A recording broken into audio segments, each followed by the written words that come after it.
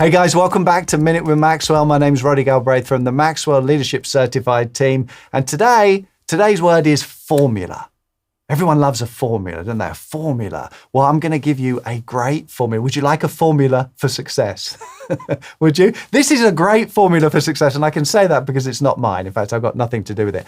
I heard Jim Rohn say this and I love it. He said, the formula for success is just a few acts of self-discipline practiced daily over a reasonable period of time.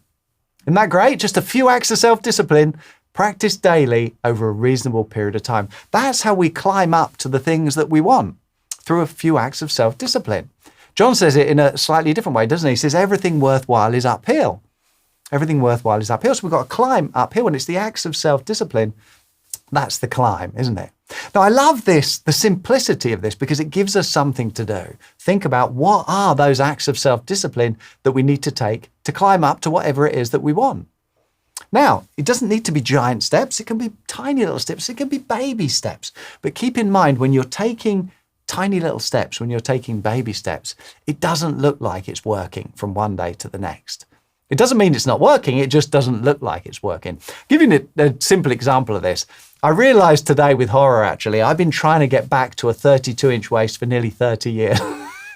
It was in the 90s that I last had a 32-inch waist, but I've been trying to get back to it ever since. And I've like one big push. I'm going to give it one last go. So I'm always on keto, trying to lose weight and get back to my 32-inch waist. And I'll keto and keto and keto, and then I'll keto really hard and get on the scales the next day and look at it, and nothing's changed. It's the same as it was before. And I think, well, what's the point? It doesn't make any difference. Of course it makes a difference. It just doesn't appear to make any difference.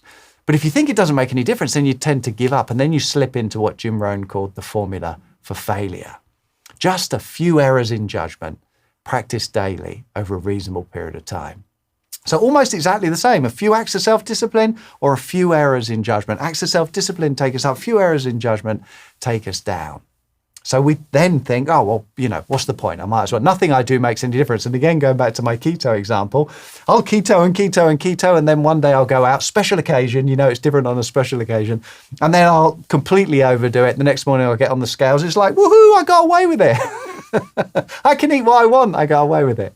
No, Roddy, you can't eat what you want. Everything counts. It just doesn't appear to. It's the reasonable period of time that makes a difference. Now, God willing, in 12 months' time, you're going to end up somewhere here, aren't you?